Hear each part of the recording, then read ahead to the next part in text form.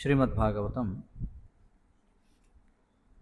3వ స్కందం 31వ అధ్యాయం 13వ శ్లోకం.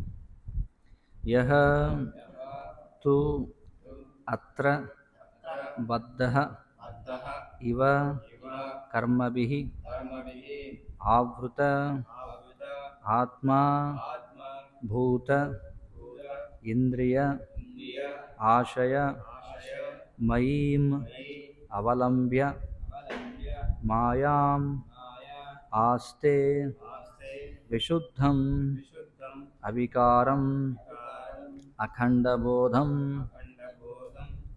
ఆతప్యమాన హృదయే అవసితం నమామి. యస్త్వత్ర బద్ధ ఇవ కర్మభిరావృతాత్మా భూతేంద్రియాశయమయీమవలంబ్య మాయాం.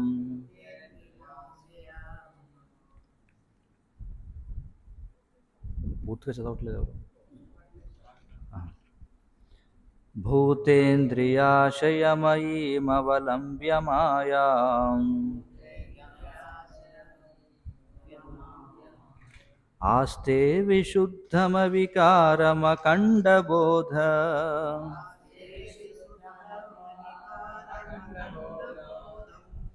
ఆస్తే విశుద్ధమవికారమఖండబోధం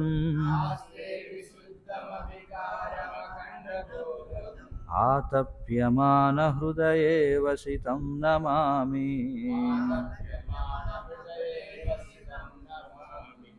యస్త్వత్ర బద్ధ ఇవ కర్మభిరావృతాత్మా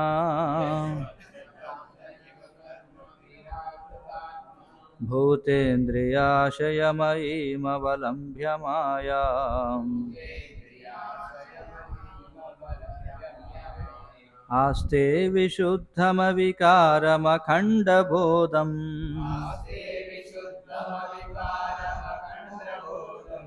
ఆతప్యమాన హృదయే వసితం నమామి. యస్త్వత్ర బద్ధ ఇవ కర్మభిరావృతాత్మా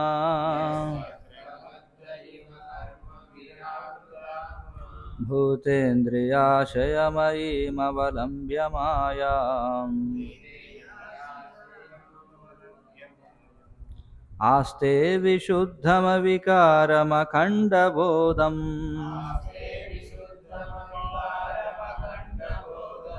ఆతప్యమాన హృదయే వసితం నమామి.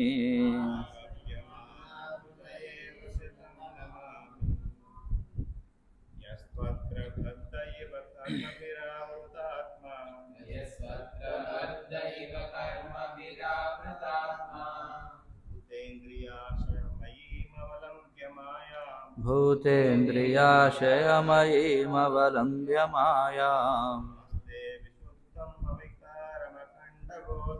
ఆస్తే విశుద్ధమవికారమఖండబోధం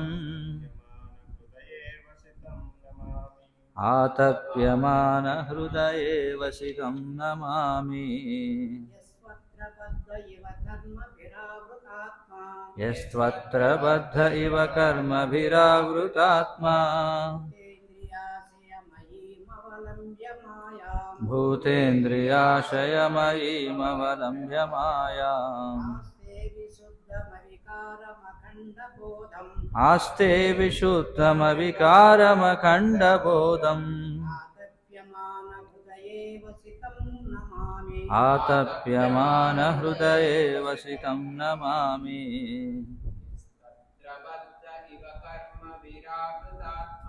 యస్త్వత్ర బద్ధ ఇవ కర్మభిరావృతాత్మా భూతేంద్రియాశయమయీమవలంబ్య మాయాం ఆస్తే విశుద్ధమవికారమఖండబోధం ఆతప్యమానహృదయే వసితం నమామి. ప్రతిపదార్థములు యహ ఎవరైతే, తు కూడా, అత్ర ఇచ్చట, బద్ధ బద్ధుడు, ఇవ అయినట్లు, కర్మభిః కర్మలచే, ఆవృత చుట్టబడి, ఆత్మా విశుద్ధాత్మ, భూత స్థూలాంశములు, ఇంద్రియములు, ఆశయ మనస్సు, మయీం కలిగి ఉండి, అవలంబ్య పడిన, మాయాం మాయయందు, ఆస్తే నిలిచియుండి, విశుద్ధం విశుద్ధునిగా, అవికారునిగా, అఖండబోధం అపరిమిత జ్ఞానము గలవానిగా, ఆతప్యమాన పశ్చాత్తప్తమగు హృదయమున, అవసితం నిలిచియుండు, నమామి నా వందనములు.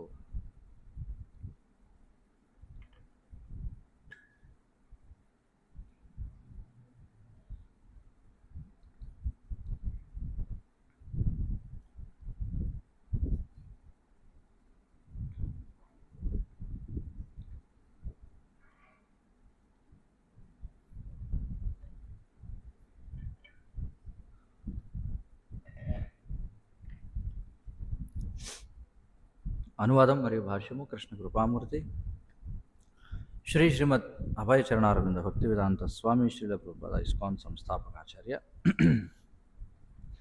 మాయ యొక్క ఏర్పాటు చేతనే నేను కర్మలచే బంధితుడైనట్లు ఇప్పుడు గోచరించు విశుద్ధాత్మను నా తల్లి గర్భమున పడి ఉన్నాను. నాతో పాటు ఇచ్చట కూడా నిలిచి ఉన్నప్పటికీ అప్రభావితుడును అవికారుడును అయిన దేవదేవునికి వందనములను అర్పింతును. అనంతుడైనను అతడు పశ్చాత్తప్త హృదయమున బోధపడగలడు. అటువంటి భగవానునికి నా వందనములు. భాష్యం. గడచిన శ్లోకమును తెలుపబడినట్లు నేను దేవదేవుని ఆశ్రయించదను అని జీవాత్మ పలుకును. అనగా సహజ స్థితి దృష్ట్యా జీవుడు పరమాత్మునికి సేవకుడే.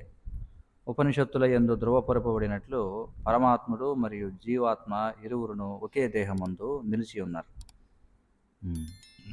వారు మిత్రుల వలె కూర్చొని ఉన్నను. ఒకడు దుఃఖించుచుండగా వేరొకడు దుఃఖధూరుడై ఉన్నాడు. ఈ శ్లోకమున విశుద్ధమవికారమఖండబోధం అని తెలుపబడింది. అనగా పరమాత్ముడు సర్వదా సమస్త కర్మఫలములకు దూరముగా నిలిచి ఉండును.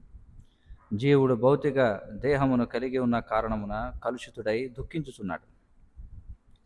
భగవానుడు కూడా జీవునితో పాటుగా నిలిచి ఉన్నాడు కనుక అతడును భౌతిక దేహమును కలిగి ఉన్నాడనుట దీని భావము కాదు. అతడు అవికారుడు, మార్పురహితుడు. అతడు సర్వదా సర్వోత్కృష్టుడే. కానీ విశుద్ధ హృదయులు కాని కారణమున మాయావాద తత్వవేత్తలు పరమాత్ముడు జీవాత్మకు భిన్నుడని ఎరుగజాలరు. ఇచ్చట ఆతప్యమాన హృదయే వసితం అని చెప్పబడినది. అనగా పరమాత్ముడు ప్రతి జీవి హృదయమునందు విరాజమానుడై ఉన్నను కేవలము పశ్చాత్తప్తుడైన జీవునికే, జీవాత్మకి అనుభూతుడు కాగలడు.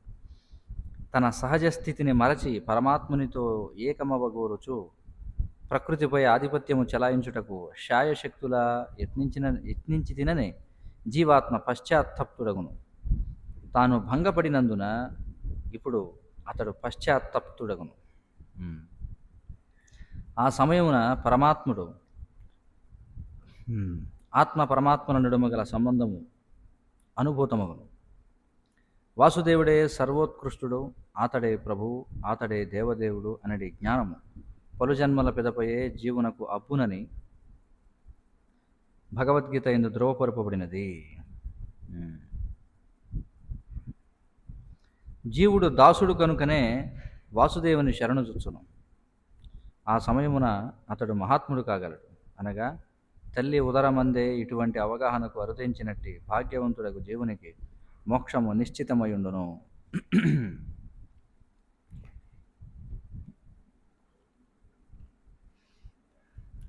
ఓం అజ్ఞానతిమిరాంధస్య జ్ఞానాంజనశలాకయా చక్షురున్మీలితం येन తస్మై శ్రీగురవే నమః.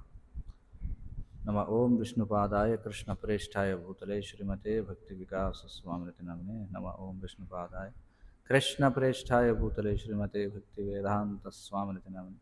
నమస్తే సారస్వతే దేవే గౌరవాణి ప్రచారిణే నిర్విశేష శూన్యవాది పాశ్చాత్య దేశతారిణి. జయ శ్రీకృష్ణ చైతన్య ప్రభు నిత్యానంద శ్రీ అద్వైత గదాధర శ్రీవాసాది గౌరభక్త బృంద. హరే కృష్ణ కృష్ణ కృష్ణ హరే హరే, హరే రామ రామ రామ హరే హరే.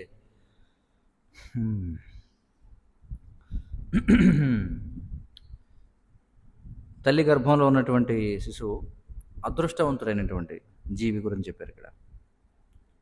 తల్లి గర్భంలో ఉన్నటువంటి ఆ జీవి అదృష్టవంతుడైతే గడచిన 100 జన్మల యొక్క దుఃఖాలను అతడు గుర్తు చేసుకోగలుగుతాడు. గడచిన 100 జన్మల యొక్క కష్టాలను గుర్తు చేసుకొని భగవంతుని ప్రార్థిస్తాడట. ఏమని ప్రార్థన చేస్తున్నాడు? నానా విధములకు నిత్య రూపములను ధరించి ధరణిపై చరించు దేవదేవుని పాదపద్మములను నేను ఆశ్రయింతును. అయితే ఇక్కడ ఎందుకు ఆశ్రయిస్తానంటున్నాడు? కారణం ఏమిటి? దుఃఖంలో ఉన్నాడు కాబట్టి. అర్థమైంది కదా? మనందరి పరిస్థితి అదేనమాట. మనకి 2 రకాల జీవులు ఉన్నాయని తెలుసు కదా, నిత్యముక్తులు, నిత్య బౌద్ధులు అని చెప్పి. అలాగే మనకి నిత్య సిద్ధులు, అలాగే సాధన సిద్ధులు అనేటువంటి వాళ్ళు కూడా ఉంటారు. సాధన ద్వారా సిద్ధి పొందేవాళ్ళు, అప్పటికే సిద్ధి పొంది ఉండేటువంటి వాళ్ళు. మరి ఏమిటి ఇందులో తేడా అంటే, బృందావనంలో ఉన్నటువంటి ఎవరైతే గోపికలు ఎవరైతే ఉన్నారో, లేదా కృష్ణుని యొక్క నిత్య సహచరులు ఎవరైతే ఉన్నారో, వారికి మనకి ఏమిటి తేడా? మనం కూడా కృష్ణుని యొక్క సహచరులం కావచ్చా? కాలేమా? కావచ్చు. మరి నిత్య సహచరులకి మనకి ఏమిటి తేడా?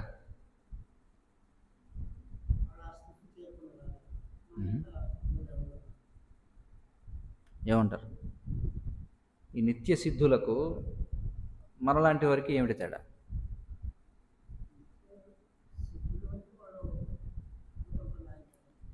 సరే, ఇప్పుడు భగవంతునికి నిత్య పార్షదులైన వారు ఎవరైతే ఉన్నారో, నిత్య సహచరులైన వారు ఎవరైతే ఉన్నారో, మనకి ఈ 8 మంది గోపికలు ఎవరైతే ఉన్నారో, అష్టసకులు, కృష్ణుని యొక్క అష్టసకులు కావచ్చు, లేదా రుక్మిణి, సత్యభామ వంటి కృష్ణుని యొక్క భార్యలు కావచ్చు, లక్ష్మీదేవి వంటి వారు కావచ్చు, సీతాదేవి వంటి వారు కావచ్చు. ఇది మాధుర్య రసం గురించి. ఇక వాత్సల్య రసంలోకి వస్తే నంద యశోదలు ఇలాంటి వారు, తర్వాత దశరథ మహారాజు లాంటి వాళ్ళు వీళ్ళు ఉన్నారు. ఇక సఖ్యరసంలోకి వస్తే ఉద్ధవుడు, అర్జునుడు ఇలాంటి వాళ్ళు ఎవరైతే ఉన్నారో వాళ్ళు. ఇక దాస్య భావంలోకి వస్తే హనుమంతుడు లాంటి వాళ్ళు. వీళ్ళందరూ భగవంతునికి నిత్య సహచరులు అనమాట. అంటే వాళ్ళు సాధన చేయడం ద్వారా ఆ స్థాయికి వెళ్ళలేదు, ఇది మనం తెలుసుకోవాలి. వాళ్ళు మనలాగా సాధన చేసిన వాళ్ళు కాదు. అంటే వాళ్ళు అసలు ఎన్నడూ భగవంతుని యొక్క సాన్నిధ్యాన్ని వదలని వారు అన్నమాట. కానీ మనం సాధన చేయడం ద్వారా ఆ స్థితికి వెళ్ళొచ్చు. సో మనకి స్పాంటేనియస్ లవ్ అని చెప్పి అంటారు ప్రభుపాద, సహజమైనటువంటి ప్రేమ. ఏమిటి అసలు సహజమైన ప్రేమ అంటే? సహజమైనటువంటి ప్రేమ అంటే ఏమిటి? ఈ భౌతిక ప్రపంచంలో ఎవరినైనా ఎందుకు ప్రేమిస్తారు చెప్పండి?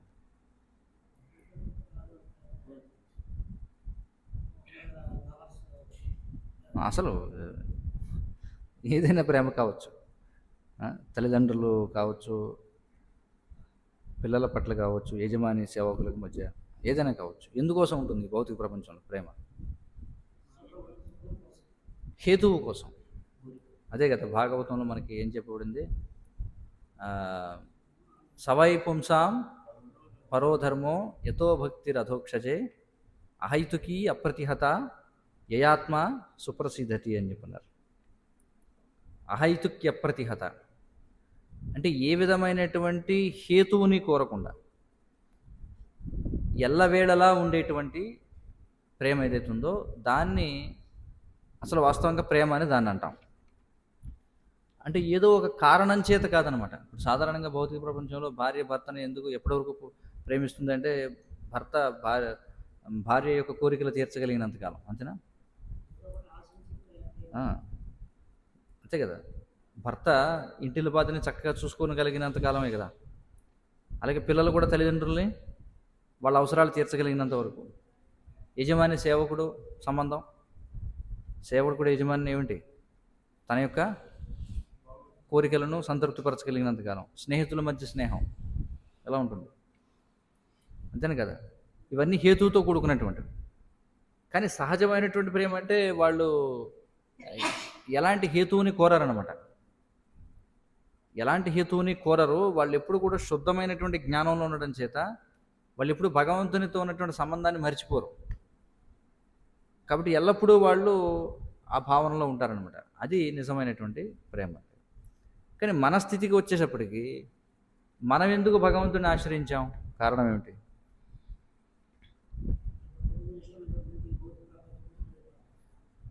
మన గురించి కృష్ణుడు చెప్తున్నాడు.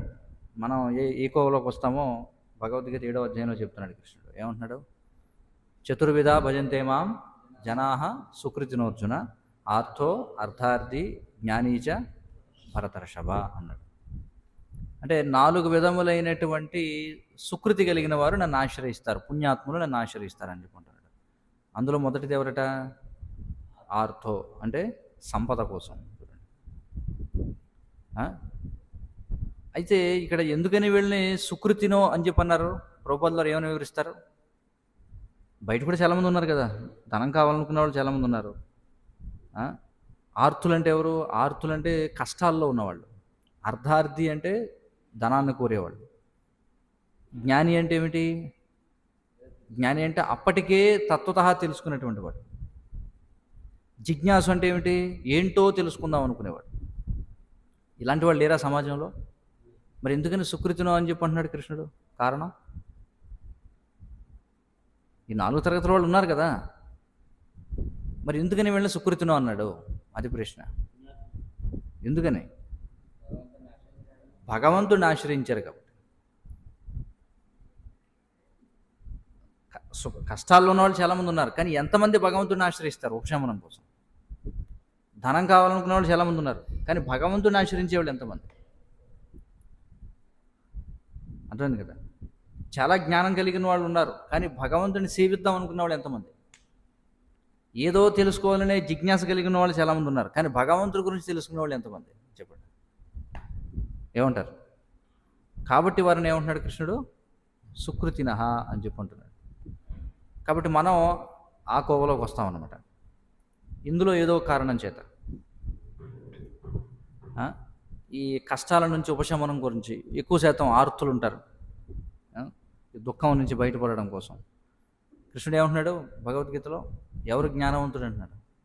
13వ అధ్యాయం. వరుసగా 21 లక్షణాలు చెప్పాడు కదా, 21 చెప్పాడు ఏంటి జ్ఞానంలో. ఈ శ్లోకాలు అందరికీ రావాలి. అమానిత్వం, అడంభిత్వం, అహింస, క్షాంతిరార్జవం, ఆచార్యోపాసనం, శౌచం, స్థైర్యం, ఆత్మ వినిగ్రహం. చూడండి, ఇవన్నీ చెప్తాడు. అందులో ఒక దగ్గర ఏం చెప్తాడు? జన్మ మృత్యు జరా వ్యాధి దుఃఖ దోషాను దర్శనం అని చెప్పంటాడు. ఏది నిజమైనటువంటి జ్ఞానం? జన్మ, మృత్యువు, ముసలితనం, వ్యాధి, ఈ 4 కూడా దుఃఖ కారణాలు అని తెలుసుకున్నవాడు ఇది జ్ఞానము అని చెప్పి అంటున్నాడు కృష్ణుడు. కాబట్టి ఎవరైతే జీవితంలో పుట్టడం, మరణించడం, ముసలితనం, వ్యాధి, ఇవి నిజమైనటువంటి కష్టాలు, ఇవి నిజమైనటువంటి దుఃఖాలు, వీటిని ఎవడూ పరిష్కరించలేడు. డబ్బు పరిష్కరిస్తుందా? జన్మ మృత్యు జరా వ్యాధుల్ని ధనం పరిష్కరిస్తుందా? పరిష్కరించదు. పాండిత్యం పరిష్కరిస్తుందా? లేదు. రాజకీయ నాయకులు పరిష్కరించగలరా? లేదు. సైంటిస్టులు పరిష్కరించగలరా? లేదు.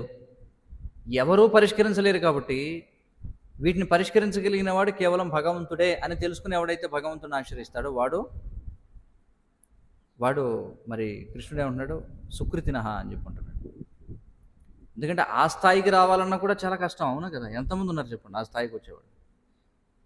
ఈ నాలుగింటిని దాటడం కోసం భగవంతుడే దిక్కు అని తెలిసిన వాళ్ళు ఎంతమంది ఉన్నారు సమాజం? ఉన్నారా? ఎక్కువ మంది లేరు. అందుకే సుకృతినహ అని చెప్పన్నారు. అర్ధార్థి సంపద చూడండి, మనం చూస్తుంటాం చాలామంది భగవంతుడికి మొక్కుకుంటారు. మనకి ఇక్కడ ఏదో వాడపల్లి 7 శనివారాలు వెళ్ళి ఉపవాసం ఉండి ప్రదక్షిణలు చేస్తే కోరికలు తీరతాయి. అలాంటివి చాలా ఉన్నాయి మనకి శాస్త్రాల్లో, అనేక రకాల వ్రతాలు ఉన్నాయి శాస్త్రాల్లో. ఇదవుతుంది కదా, చాతుర్మాస వ్రతం చేస్తే వచ్చే ఫలితాలు, లేకపోతే భగవద్గీత పారాయణం చేస్తే వచ్చే ఫలితాలు, లేకపోతే ఏకాదశి చేస్తే వచ్చే ఫలితాలు ఉన్నాయా లేవా? దామోదర మాసం చేస్తే వచ్చే ఫలితాలు, కాత్యాయని వ్రతం చేస్తే వచ్చే ఫలితాలు, వరలక్ష్మి వ్రతం చేస్తే వచ్చే ఫలితాలు ఉన్నాయా లేవా? సంపదలు కావాలంటే అవి చేస్తే సంపద వస్తుంది, కానీ చేయాల్సిన విధంగా చేయాలి అది కూడా. అలాగే జ్ఞాని అంటే మనం తెలుసుకుందాం, అప్పటికే తత్వత తెలుసుకున్నాడు, ఇంకా సేవించాలనుకుంటున్నాడు భగవంతుడు. విశేషం ఇందులో కూడా ఏమిటంటే చాలామందికి తెలుసు జ్ఞానం, కానీ విజ్ఞానం ఎంతమంది దగ్గర ఉంది? జ్ఞానానికి విజ్ఞానానికి ఏమిటి తేడా?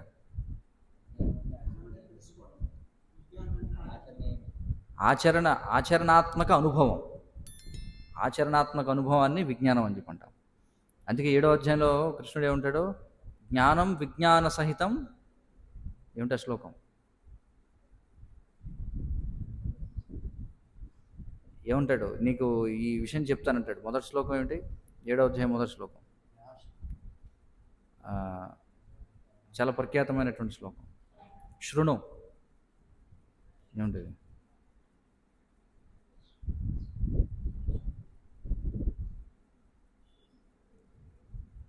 తచ్ఛృణు.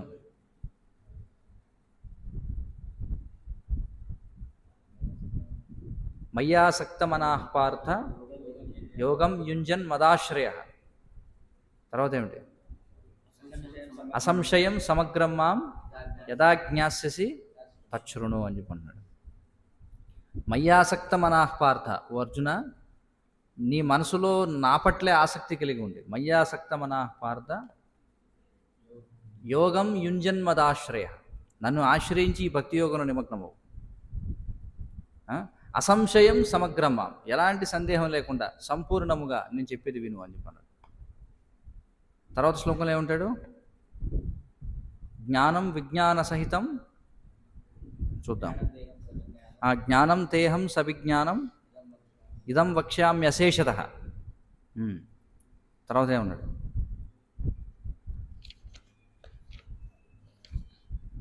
చూద్దాం. జ్ఞానం తేహం సవిజ్ఞానం ఇదం వక్ష్యామ్యశేషతః యజ్ఞాత్వా నేహ భూయోన్యత్ జ్ఞాతవ్యమవశిష్యతే అని చెప్పన్నాడు. ఏమన్నాడు? జ్ఞానం తేహం సవిజ్ఞానం. ఇప్పుడు నీకు జ్ఞానాన్ని అలాగే విజ్ఞాన సహితంగా ఇస్తానంటున్నాడు, అంటే ఆచరణాత్మకమైనటువంటి అనుభవం సహితంగా ఇస్తానంటున్నాడు. ఇదం వక్ష్యామ్యశేషతః అంటే ఏమిటి? ఇంకా నీకు తెలుసుకోవాల్సినదంటూ ఏముండదు, అన్ని విషయాలు నీకు చెప్తాను. యజ్ఞాత్వానేహ భూయోన్యత్, ఎందుకంటే ఏది తెలుసుకున్న తర్వాత జ్ఞాతవ్యం అవశిష్యతే, ఇంకా తెలుసుకోవాల్సినదంటూ ఏది ఉండదో నీకు ఆ జ్ఞానాన్ని ఇస్తున్నాను విను అని చెప్పి అంటాడు. అందుకే 7వ అధ్యాయంలో విజ్ఞానం కూడా ఉంది. ఎలాగ చెప్పండి? భగవద్గీత 7వ అధ్యాయంలో విజ్ఞానం ఎలా? ఆచరణాత్మకంగా భగవంతుని ఎలా తెలుసుకోవాలి? ఏం చెప్పాడు కృష్ణుడు? రసోహమప్సు కౌంతేయ ప్రభాస్మి శశిసూర్యయో. తర్వాత ఏంటి? ప్రణవః సర్వవేదేషు శబ్దః కే పౌరుషం ఋషు. మరి ఏమిటండి ఇందులో విజ్ఞానం ఏమిటి చెప్పండి? నీళ్లు తాగాలి కదా, ప్రభుపాదులు అదే కదా చెప్తారు 100 సార్లు. కృష్ణుడిని తెలుసుకోవడం చాలా సులభం, నీళ్లు తాగాలి కదా ప్రతి ఒక్కడు. నీరు తాగినప్పుడు నీకు రుచి కలుగుతుందా లేదా? ఆ నీటి యందు రుచి ఏదైతే ఉందో అదే కదా మన దాహాన్ని తీరుస్తుంది. మరి ఆ రుచి ఎవరు? కృష్ణుడు. రసోహమప్సు కౌంతేయ ప్రభాస్మి శశిసూర్యయో. పగటి సమయం, నువ్వు రోజు పగడు తిరగాల్సిందే కదా బయట, మరి ఎలా తిరగలుగుతున్నావు? వెలుగు ఎక్కడి నుంచి వస్తుంది నీకు? సూర్యుడి నుంచి వచ్చేది నేనే. రాత్రి సమయంలో నీకు ఇప్పుడంటే లైట్లు పెట్టుకున్నావు, పూర్వం ఎలా మరి?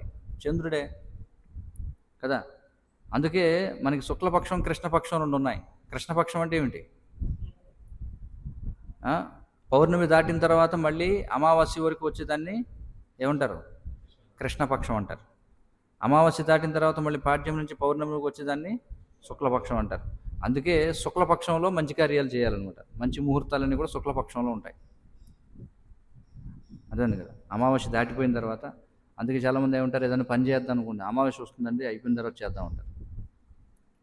లేదు, మనం ఏదైనా పని చేయాల్సినప్పుడు అది చూసుకోవాలన్నమాట. ఎందుకంటే చంద్రుని కళలు వృద్ధి చెందుతూ ఉంటాయి. చంద్రుని కళలు వృద్ధి చెందుతూ ఉంటాయి. అందుకే పౌర్ణమి చాలా మంచి రోజు, సంపూర్ణంగా ఉంటాడు చంద్రుడు. అలాగే సూర్యుడు కూడా చక్కగా వెలుగుతూ ఉంటాడు. అంటే బలంగా ఉంటుందన్నమాట మనం చేసే పని. అర్థమవుతుంది కదా.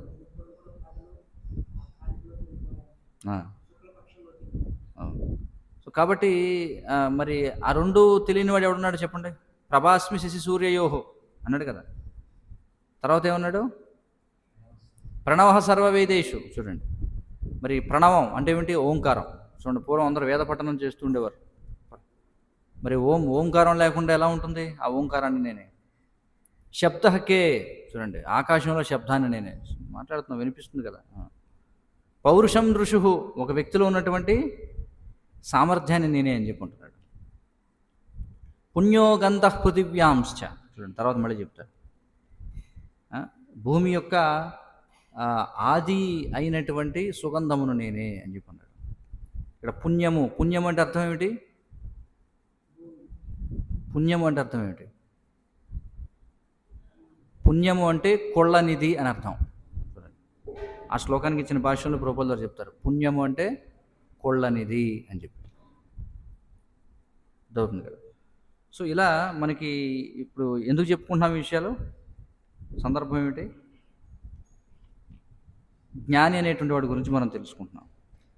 అంటే చూడండి, తత్వతః తెలుసుకోవడం ఒక ఎత్తు అయితే, దాన్ని ఆచరణలో పెట్టడం మరొక ఎత్తు. ఆచరణలో పెట్టడానికి అనేక జన్మలు పట్టవచ్చు. చూడండి, మనం ఏవైతే తత్వతః తెలుసుకున్నామో, ఇప్పుడు ఈ జన్మలో తత్వతః తెలుసుకున్నాం మనం ఏమిటి? కృష్ణుడు భగవంతుడు అని చెప్పి. కానీ దాన్ని సాక్షాత్కారం పొందడానికి అనేకమైనటువంటి జన్మలు పట్టవచ్చు. అందుకే కృష్ణుడు ఏమన్నాడు? బహూనాం జన్మనామంతే జ్ఞానవాన్ మాం ప్రపద్యతే. చూడండి, ఎన్నో జన్మల పాటు పుస్తకాలు చదువుతూనే ఉంటాం మనం, ఎన్నో జన్మల పాటు ప్రవచనాలు వింటూనే ఉంటాం. అర్థమవుతుంది కదా. ఎన్నో జన్మల తర్వాత అప్పుడు ఎప్పుడో తడుతుందనమాట, దీన్ని మనం ఆచరణలో పెట్టాలని. చూడండి, ఎక్కువ శాతం మందికి అంతే. కృష్ణుడు చెప్తున్నాడు కదా, బహునాం జన్మనామంతే జ్ఞానవాన్ మాం ప్రపద్యతే. అంటే జ్ఞాని అంటే ఎవడు? తత్వతః తెలిసినవాడు అనమాట. తెలుసు కానీ ఆచరణలో పెట్టాడు. ఎందుకని చెప్పండి? ప్రపద్యతే అన్నాడు కదా. ప్రపద్యతే అంటే ప్రపత్తి, శరణ పొందడం అని చెప్పి అన్నాడు. అంటే ఎందుకు శరణాగతి పొందడు? కారణం కోరిక. ఈ భౌతిక ప్రకృతిని భోగించాలనేటువంటి తీవ్రమైనటువంటి కోరిక.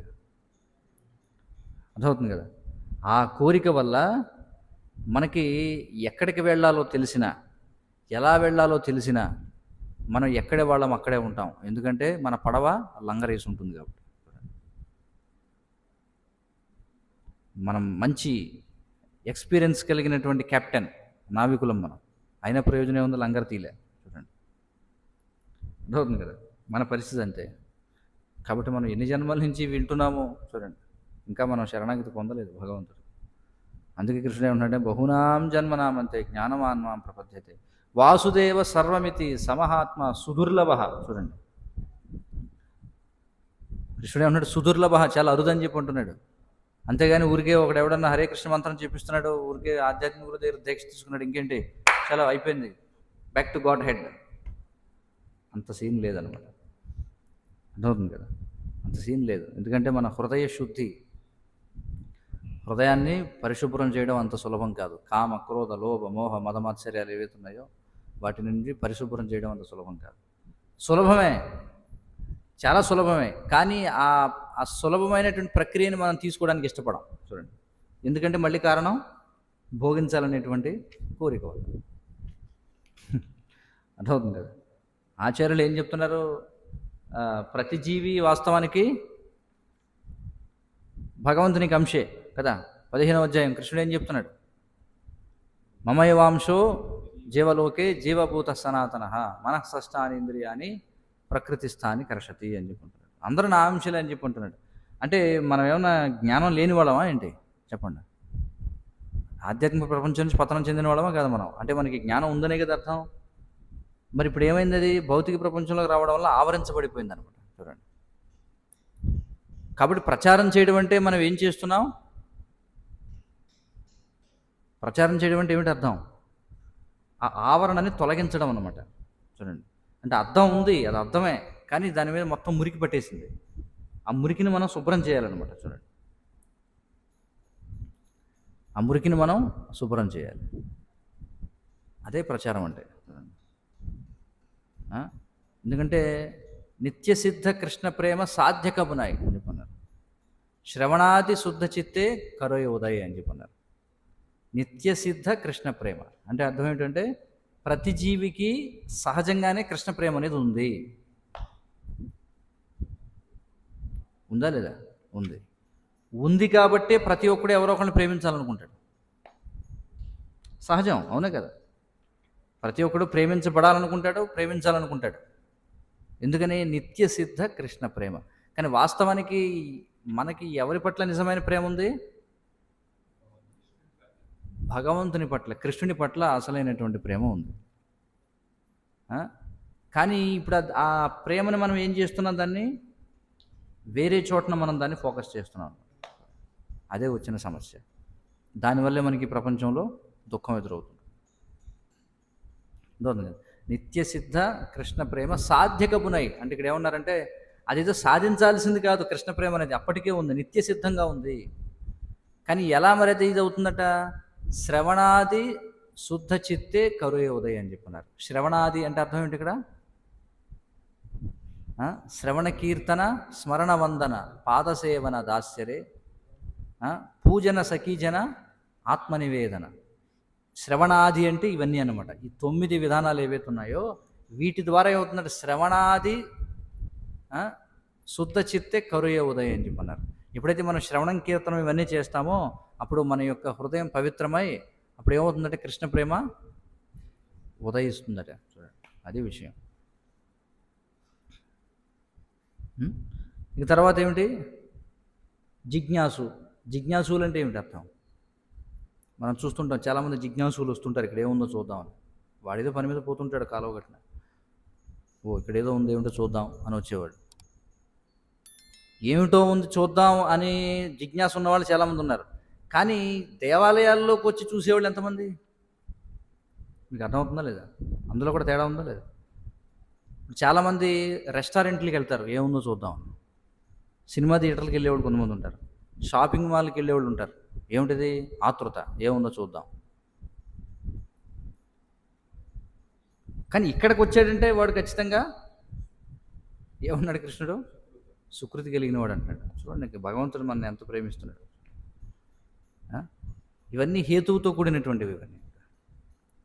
అయితే వీళ్ళలో మళ్ళీ ఎవరు ఉన్నతమైనటువంటి వాడు అంటున్నాడు? తేషాం జ్ఞాని నిత్యయుక్త అని చెప్పి అంటున్నాడు. వీళ్ళలో మళ్ళీ జ్ఞాని అయినటువంటి వాడు చాలా ఉన్నతమైన వాడు. ఎందుకంటే వాడు నా సేవలో నిమగ్నం అవుతాడు కాబట్టి అని చెప్పి. ఉదారాహ సర్వ ఏవైతే వీళ్ళంతా కూడా ఉదార స్వభావం కలిగిన వాళ్ళే, కానీ అందులో కూడా జ్ఞాని అయినటువంటి వాడు చాలా ఉత్తమమైనటువంటి వాడు. కానీ అలాంటి జ్ఞాని కూడా ఎన్నో జన్మలు గడిచిన తర్వాత నాకు నిజంగా శరణాగతి పొందుతాడు అని చెప్పి అన్నాడు. అదన్నమాట విషయం. హేతు అంటే కారణం, ఏదో కారణం కోసం. అర్థమవుతుంది కదా. సో కాబట్టి అది ఇక్కడ విషయం. మరి ఇంకా ఇక్కడ మనం ఈ శ్లోకంలో చూస్తే ఇక్కడ చూడండి, జీవి ఏమని ప్రార్థిస్తున్నాడు? మాయ యొక్క ఏర్పాటు చేతనే నేను నా తల్లి గర్భమున పడి ఉన్నాను. మాయ అంటే ఎవరు ఇక్కడ? భౌతిక శక్తి. భౌతిక శక్తి యొక్క ఏర్పాటు చేత నేను తల్లి గర్భంలో పడి ఉన్నాను.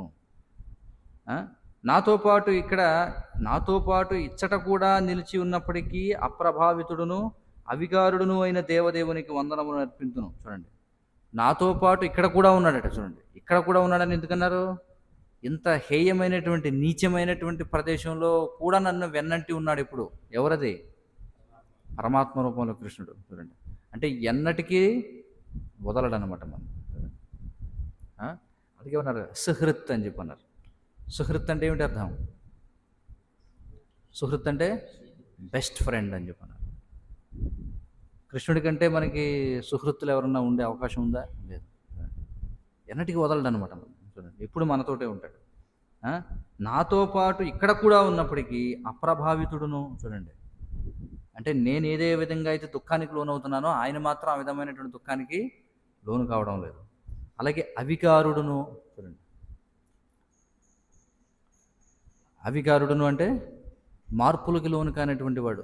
నేనేమో ముందు ఎలా ఉన్నానో నాకు అసలు దేహం లేదు.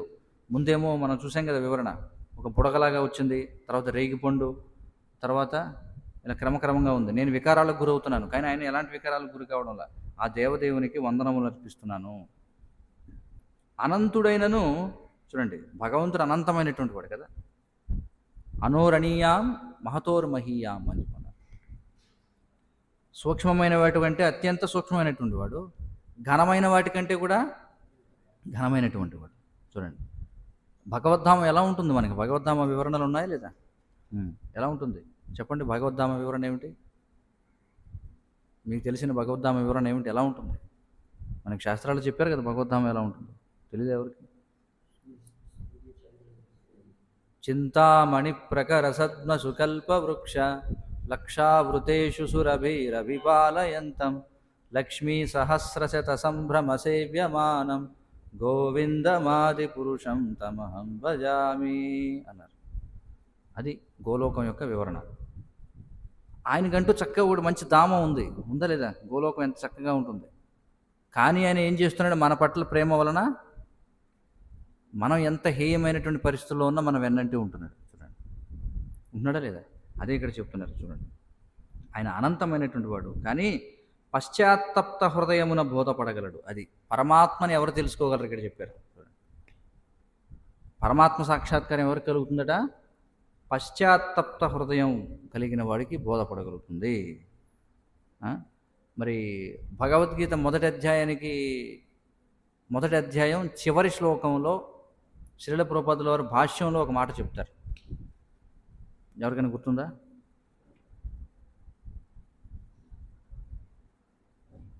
కృష్ణుడి నుండి ఆత్మజ్ఞానాన్ని పొందడానికి అర్జునుడికి ఉన్నటువంటి అర్హత ఏమిటి? ఒక అర్హత చెప్పండి. అంటే ఆత్మజ్ఞానాన్ని పొందడానికి ఎలా యోగ్యుడయ్యాడు అర్జునుడు? అది ప్రశ్న. చెప్పండి. అనసూయ, భక్తుడు, ఇంకా అది కృష్ణుడు చెప్పాడు. భక్తోసిమే సఖాచేతి రహస్యం హేతుతుత్తమం అని అన్నాడు. కానీ ఇక్కడ నేను అదే చెప్తున్నాను. మొదటి అధ్యాయం చివరి శ్లోకంలో భాష్యంలో శ్రీల ప్రభుపాదులు ఒక మాట చెప్తారు. ఎందుకని అతడు యోగ్యుడయ్యాడు ఈ జ్ఞానాన్ని పొందడానికి అని.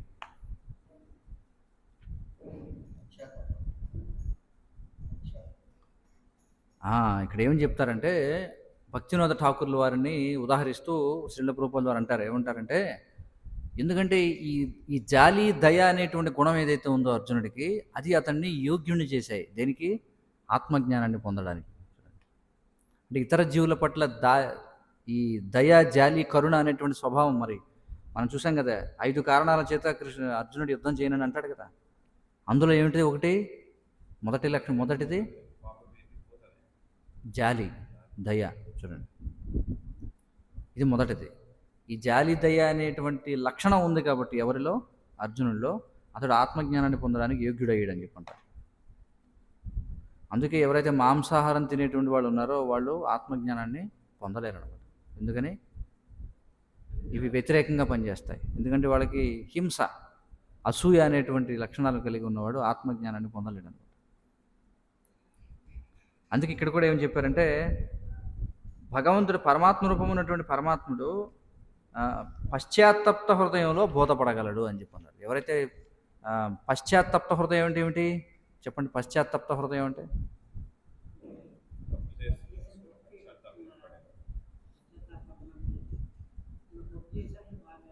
చూడండి, పదం సంస్కృతంలో ఎలా నిర్మాణం అయిందో. పశ్చాత్తప్త హిందీలో మనం ఏమంటాం? ఓ కర్ణేకి పశ్చాత్ బి అంటాం. అంటామా లేదా? ఇస్కే పశ్చాత్ బి అంటాం. అంటే అది తర్వాత. తప్త అంటే ఏమిటి? బాధపడేవాడు. అంటే తప్పు చేసిన తర్వాత బాధపడేవాడు. మీకు అర్థమవుతుంది కదా? పశ్చాత్తప్త అంటే అయిపోయిన తర్వాత బాధపడేవాడు. వాడు కూడా గొప్పోడే ఇది కృష్ణుని లెక్కల్లో. ఎందుకని? కనీసం బాధపడతాడు వాడు తప్పు చేశాడని. ఈ రోజుల్లో ఎవడైనా తప్పు చేసినాడు బాధపడే అవకాశం ఉందా చెప్పండి?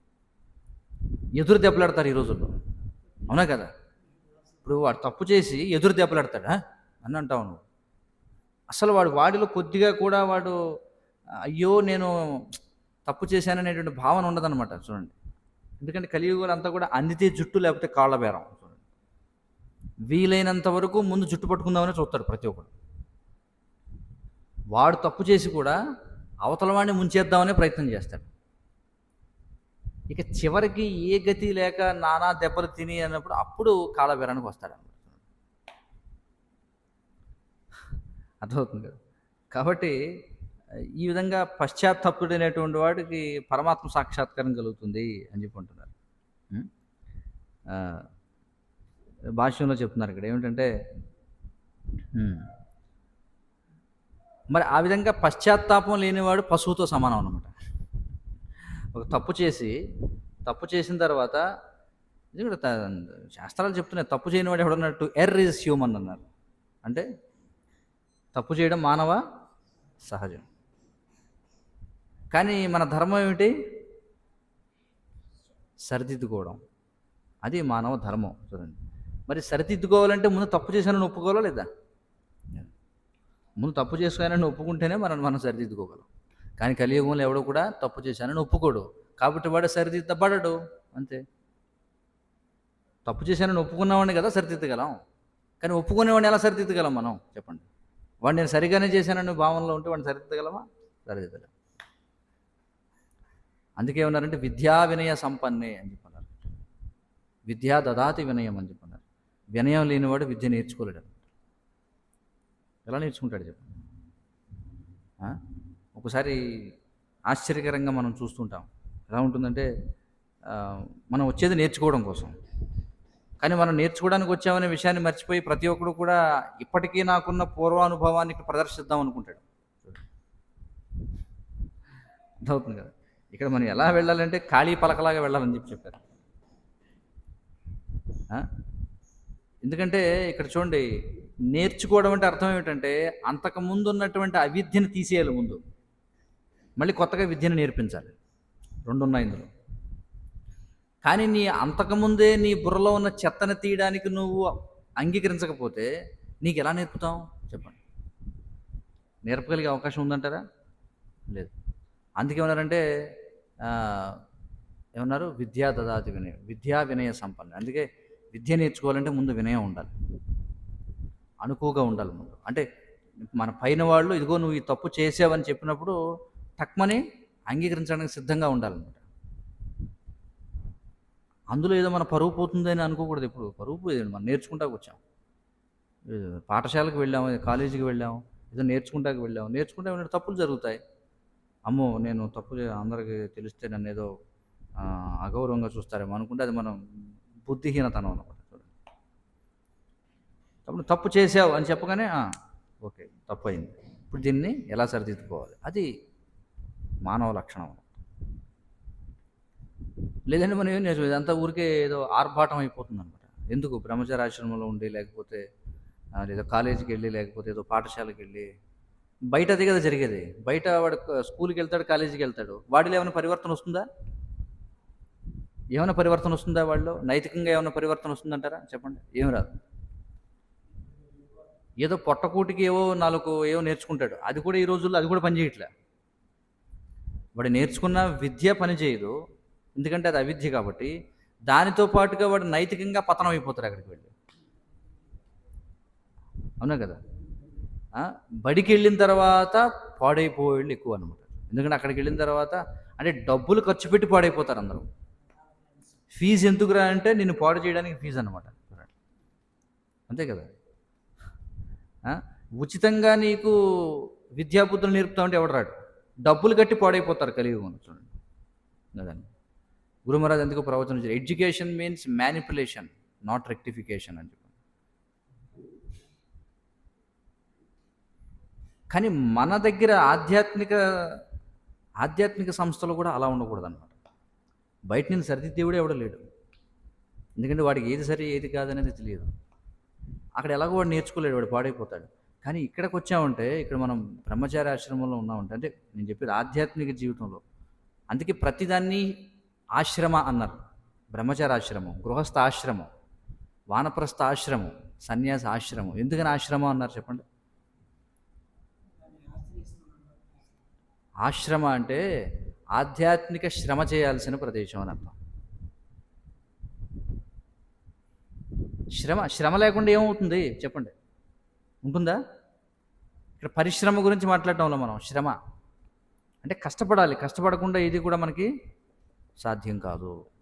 మరి మన హృదయాల్లో ఉన్నటువంటి అనర్థాలు తీసివేయాలన్నా దానికి కష్టపడాలి దాన్ని. అందుకే మనకంటే ఉన్నతమైనటువంటి వాళ్ళు చెప్పారు, ఇది తప్పు అనగానే మనం ఓకే సరే తప్పు, దీన్ని ఎలా సరిదిద్దుకోవాలి, అది సరైనటువంటి భావం. అంతేగాని నా పరువు పోతుంది ఎలా ఆలోచించామంటే వీఆర్ అన్ఫిట్ ఫర్ లెర్నింగ్ అన్నమాట. అర్జునుడికి కూడా కోపం వచ్చింది. కృష్ణుడు ఏమన్నాడు అర్జునుడిని? ఏమన్నాడు చెప్పండి? 2వ అధ్యాయంలో ఏమన్నాడు? అశోచ్యానన్వశోచస్త్వం ప్రజ్ఞావాదాంశ్చ భాషసే గతాసు నగతాసూంశ్చ నాను శోచంతి పండితాహ అని చెప్పన్నాడు. పండితులైనటువంటి వారు మరణించిన వారిని గురించి కానీ జీవించి ఉన్న వారి గురించి కానీ దుఃఖించరు అని చెప్పన్నాడు.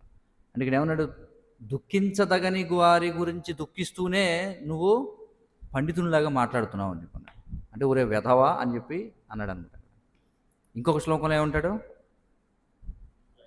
క్లైభ్యమాస్మగమః పార్థ నైతత్వయుపపద్యతే క్షుద్రం హృదయ దౌర్బల్యం త్యక్తవోత్తిష్ట పరంతప అని చెప్పన్నాడు.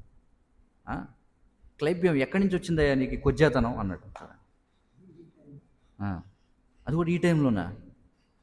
అప్పుడంటే ఏదో ఏమిటది ఎవరికి తెలియకుండా ఉండాలని ఒప్పందం ఉంది కదా సంవత్సరం. బృహన్నల్లాగా ఏదో కొజ్జావిడిలాగా కొన్నాళ్ళు ఏదో చేసావు. బృహన్నల్ అంటే ఏమిటి? కొజ్జావిడే కదా. అప్పుడేదో కొన్నాళ్ళు చేయాల్సి వచ్చింది, ఇంకా అలాగే ఉండిపోయావో ఏంటి అన్నాడు. చూడండి, వెంటనే అర్జునుడికి రోషం వచ్చిందనమాట. గురువున హత్వానికి మహానుభావ అన్నాడు. ఏమిటి? గురువుని చంపంటావా? పెద్దవాడిని చంపమంటావా? నువ్వేమో హరిశోధన మధుశోధన అని పేర్లు ఉన్నాయి. నువ్వు అన్ని ఎవరిని చంపావు? నువ్వేమో రాక్షసులను చంపావు, మధు అనేవాడిని చంపావు. నన్నేమో నా గురువుని చంపంటావా, పెద్దవాళ్ళని చంపంటావా? రోషం వచ్చింది వెంటనే అర్జునుడు. రోషం వచ్చింది కానీ మళ్ళీ వెంటనే అర్థం చేసుకున్నాడు, అబ్బాయి ఇదంతా పని అయ్యేది కాదని చెప్పి చివరికి ఏమన్నాడు? శిష్యస్తేహం శాధిమాం త్వాం ప్రపన్నం అని చెప్పాను. ఎందుకంటే నాకేం అర్థం కావట్లేదు, ఏం చేయాలో ఏం చేయకూడదు, కాబట్టి నువ్వే చెప్పేది ఒకటి. కాబట్టి మనకు కూడా సహజం, ఎందుకంటే మనం మనుషులం కదా. ఎవరన్నా ఏదన్నా అన్నారనుకోండి వెంటనే రోషం వస్తుందా లేదా? వస్తుంది కదా సహజంగా. ఇప్పుడు మహాభారతంలో మనం చూసాం, అందరూ మహాభక్తులే, కానీ ఏదన్నా జరిగినప్పుడు వెంటనే అందరికీ కోపం వస్తుంది, సహజం అది. లేకపోతే బంధువులు చనిపోయారు, వెంటనే చదివాం కదా మహాభారతం. యుధిష్ఠిరుడు లాంటి వాడు ఎంత బాధపడ్డాడు, అర్జునుడు ఎంత బాధపడ్డాడు. తత్వం తెలియదే ఏంటి వాళ్ళందరికీ? ఎందుకు ఇలా జరుగుతుంది చెప్పండి? అంత తత్వం తెలిసిన వాడైనా సరే ఎందుకని ఒక్కసారి సురుక్కుమంటుంది ఎవడన్నా మనని సరిదిద్దినప్పుడు, లేదా బాధ కలుగుతుంది. ఎందుకంటే మనం భౌతిక శరీరాన్ని స్వీకరించున్నాం కాబట్టి దాని ప్రభావం అనేది ఉంటుంది. కానీ భక్తుడికి అది ఎంతో సమయం ఉండదన్నమాట. వెంటనే అతడు ఏం చేస్తాడు? క్షిప్రం భవతి ధర్మాత్మ శశ్వచ్ఛాంతిం నిగచ్చతి కౌంతేయ ప్రతిజానీహి నమే భక్త ప్రణశ్యతి అని చెప్పంటాడు. ఎందుకంటే భక్తుడైన వాడు ఏం చేస్తాడు? క్షిప్రం భవతి ధర్మాత్మ, వెంటనే. క్షిప్రం అంటే ఏమిటి? వెంటనే అతడు ధర్మాత్ముడు అవుతాడు మళ్ళీ అని చెప్పాడు. వెంటనే ధర్మాత్ముడే శశ్వచ్ఛాంతిం నిగచ్చతి, శాశ్వతమైనటువంటి శాంతిని పొందుతాడు. కాబట్టి ఓ కౌంతేయ, నువ్వు ప్రకటించు, నా భక్తుడు ఎన్నడూ కూడా నశించడని అని చెప్పాడు. ఎందుకని దానికి ముందు శ్లోకంలో చెప్తాడు ఏముంటది, అపిచేత్ సుదురాచారో భజతే మామనన్య భాగ్ సాధురేవ సమంతవ్య సమ్యక్ వ్యవసితో హి సహా అని చెప్పంటాడు. ఏమిటది, అపిచేత్ సుదురాచారం అంటే అత్యంత అత్యంత దారుణమైనటువంటి హేయమైనటువంటి పాపాలు చేసినప్పటికీ కూడా భజితే మాం అనన్య భాగ్, కానీ వాడు నేనే భగవంతుడని తెలుసుకుని నా యొక్క భక్తియుత సేవలో నిమగ్నుడై ఉన్నట్లయితే సాధురేవ సమంతవ్య, వాడిని సాధువుగాని పరిగణించాలంటున్నాడు. ఎందుకని సమ్యక్ వ్యవసితో హి సహా, ఎందుకంటే వెంటనే అంటే వాడు త్వరలోనే వాడు మళ్ళీ సరైనటువంటి దారిలో నెలకొంటాడు కాబట్టి వాడిని సాధువుగానే పరిగణించాలి అని చెప్పి తర్వాత శ్లోకం చెప్తాడు, క్షిప్రం భవతి ధర్మాత్మ, వెంటనే వాడు ధర్మాత్ముడు అవుతాడు. ఎందుకంటే వాడికి నేనే 4 లెంపకాయలు కొడతాను, లేకపోతే ఏదో రకంగా ఏర్పాటు చేసి వాడికి బుద్ధి వచ్చేలా చేస్తాను, అదే కదా. తర్వాత మళ్ళీ వాడు ధర్మాత్ముడు అవుతాడని చెప్పి అంటాడు 9వ అధ్యాయం భగవద్గీత, అర్థమవుతుంది కదా. కాబట్టి ఇది మనం ఇప్పుడు కూడా మనం గుర్తుంచుకోవాలన్నమాట. మనకి భగవంతుడు అనేకమైనటువంటి అవకాశం, ఎన్ని అవకాశాలు ఇస్తున్నాడు చెప్పండి.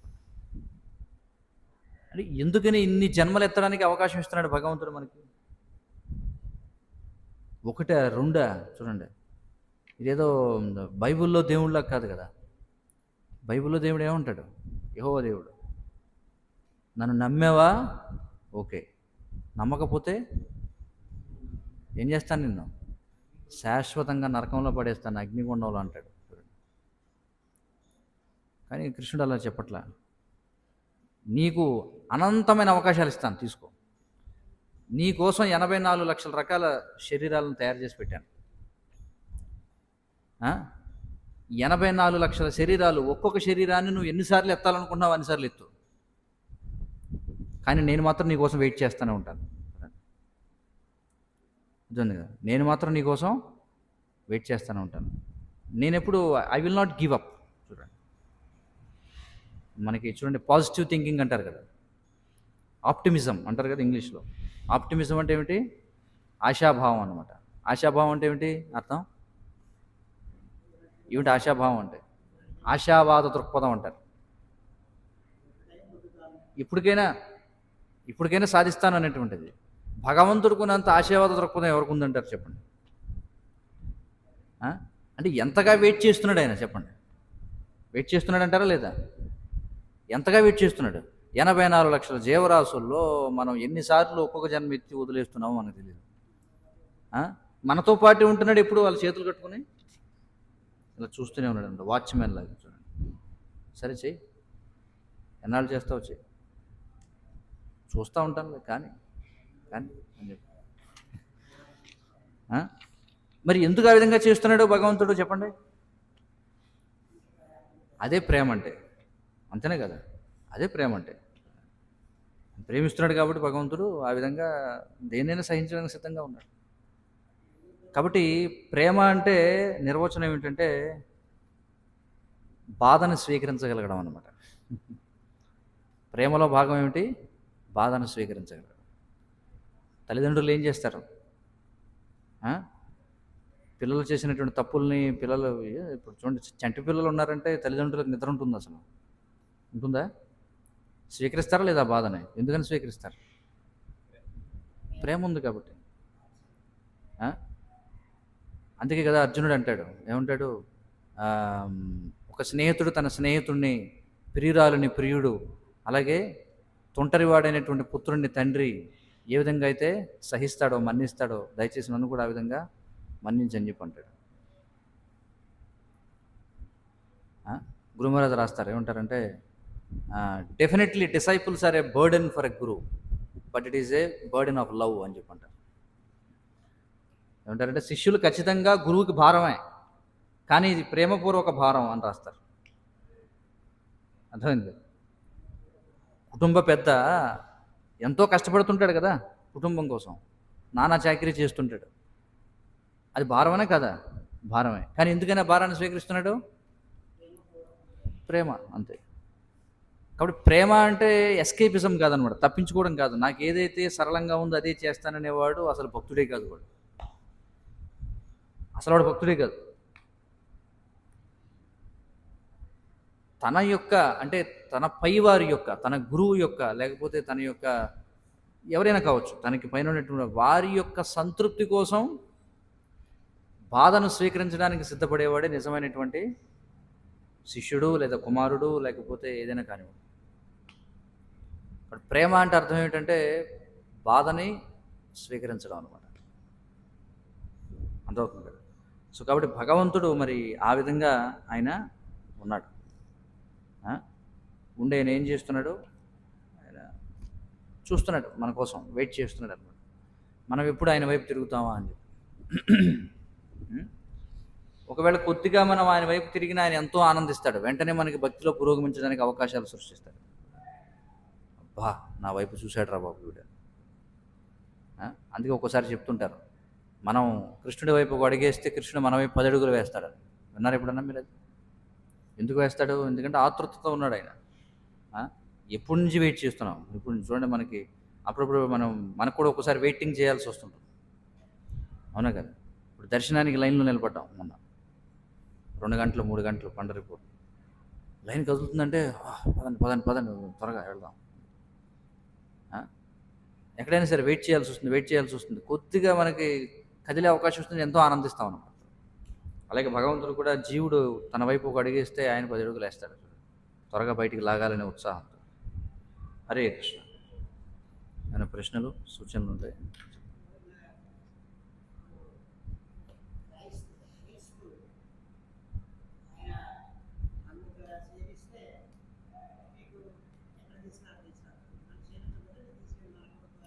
అది క్రీస్తు చెప్పిన మాట కాదు, యెహోవా చెప్పిన మాట.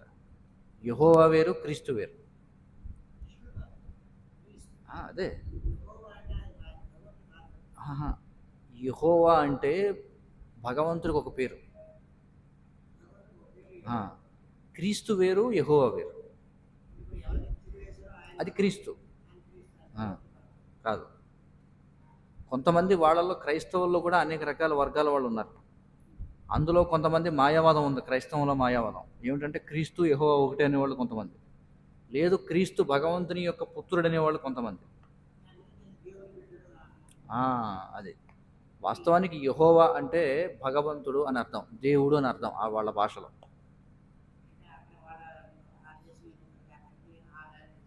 అవును, దేవుడు అని అర్థం.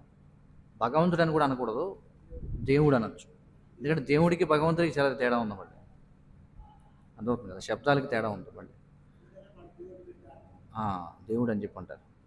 కాబట్టి యెహోవా అంటాడు, వాళ్ళ దేవుడు అంటాడు అనమాట. ఎందుకంటే వాళ్ళ దేవుడు వాళ్ళతో, ఎందుకంటే అలాంటి మొరట జనం అనమాట వాళ్ళంతా.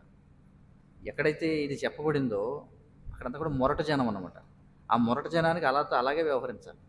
ఇప్పుడు మనిషికో మాట, పశువుకో దెబ్బ అన్నారు, అంతే కదా. మనిషికి ఇలా రా అంటే వస్తాడు, పశువుకి ఏం చేయాలి? అని కొట్టాలి. సో అలాంటి మొరట జనం ఉన్నప్పుడు మరి ఏం చేస్తారు? ఇప్పుడు సామదాన భేద దండోపాయాలు ఉన్నాయి. వాళ్ళకి సామదాన భేదం ఈ 3 పనిచేయమనుకోండి, ఏం వాడాలి మరి? దండోపాయం. అందుకే వాళ్ళ బైబిల్ శాస్త్రంలో మనం చూస్తే అన్ని దండోపాయాలే ఉంటాయన్నమాట. మాట వినకపోతే కాలి చేస్తా, పుడి చేస్తా, కరుస్తా, అరుస్తా అంటాడు అందులో. అంతే కదా.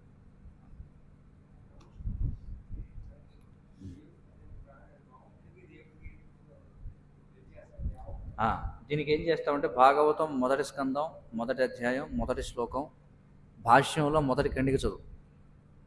అర్థమైందా? ఏం చదవాలి? శ్రీమద్ భాగవతం 1వ స్కందం 1వ అధ్యాయం 1వ శ్లోకం భాష్యంలో 1వ ఖండిక అంటే పారాగ్రాఫ్ చదువు. అర్థం కాకపోతే అడుగు. హరే కృష్ణ.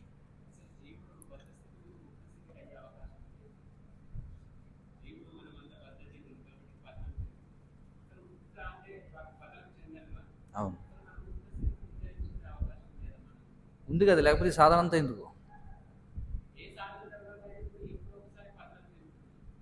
మన ఇష్టం, అది ఎందుకు పతనం చెందాలి? అజ్ఞానం వల్ల కాదు. ఎందుకు పతనం చెందుతామంటే కోరిక వల్ల పతనం చెందుతాం. ఎప్పుడైతే కోరిక కలుగుతుందో అప్పుడు మన జ్ఞానం ఆవరించిపోతుంది. ఎక్కడైనా చూడండి, అంతా బాగుంది, భగవంతుడి సేవ చేద్దామన్నంతవరకు బాగానే ఉంటుంది. ఏదైనా దుష్టమైన కోరిక, ఇంద్రియ భోగం చేద్దామనే కోరిక రాగానే మన బుద్ధి ఆవరించబడుతుందా లేదా? ఆవరించబడుతుందా లేదా? ఎందుకు ఆవరించబడుతుంది? పరమాత్మ కృప. అది కూడా ఎందుకంటే పరమాత్మ ఏమనుకుంటాడు, ఓ వీడు ఎంజాయ్ చేద్దాం అనుకుంటున్నాడు. మరి వీడు ఎంజాయ్ చేద్దాం అనుకున్నప్పుడు నేను జ్ఞానం ఇస్తే వీడు ఎలా ఎంజాయ్ చేస్తాడు? మీకు అర్థమైందా? వీడు ఎంజాయ్ చేద్దాం అనుకుంటున్నాడు. వీడు ఎంజాయ్ చేయాలంటే మన జ్ఞానం ఆవరించిపోవాలి కదా. ఆవరించకపోతే ఎలా ఎంజాయ్ చేస్తాం మనం చెప్పండి? అందుకే బుద్ధి పనిచేయదు మనం.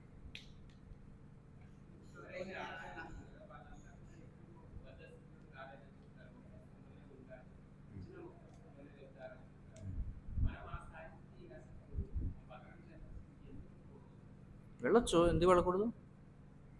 వెళ్ళొచ్చు, మనం కూడా వెళ్ళొచ్చు. ఎవరికి లేదనేది ఏం లేదు, అందరికీ ఓపెన్, వెళ్ళొచ్చు.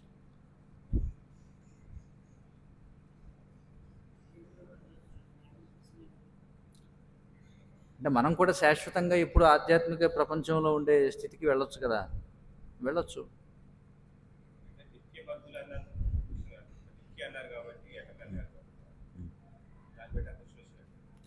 నిత్య బద్ధులు అని అన్నారండి.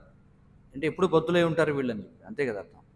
ఇప్పుడు ఏ విధంగా అయితే దేవతలు అమరులు అని చెప్పి అంటాం, దాని అర్థం ఏంటి?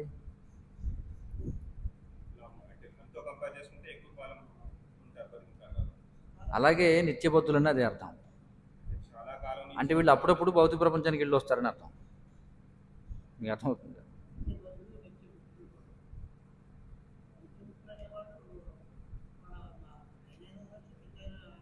వాళ్ళు ఎప్పుడు పైనే ఉంటారు. ఏదైనా పని మీద వస్తే వచ్చి వెళ్ళిపోతారు తప్ప వాళ్ళు మనలాగా బొద్దులు అవ్వరు అనమాట.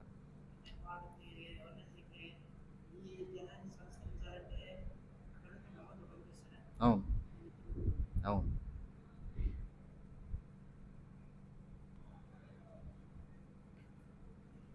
గ్రంథరాజ్ శ్రీమద్ భాగవతం కి జయ. జగద్గురు శ్రీల ప్రభుపాద కి. సంసార దావానలోకా జ్ఞానాయ కారుణ ఘనాఘనాఖ్యం సకలన గుణార్ణవశ వందే గురు శ్రీ చరణారవిందం.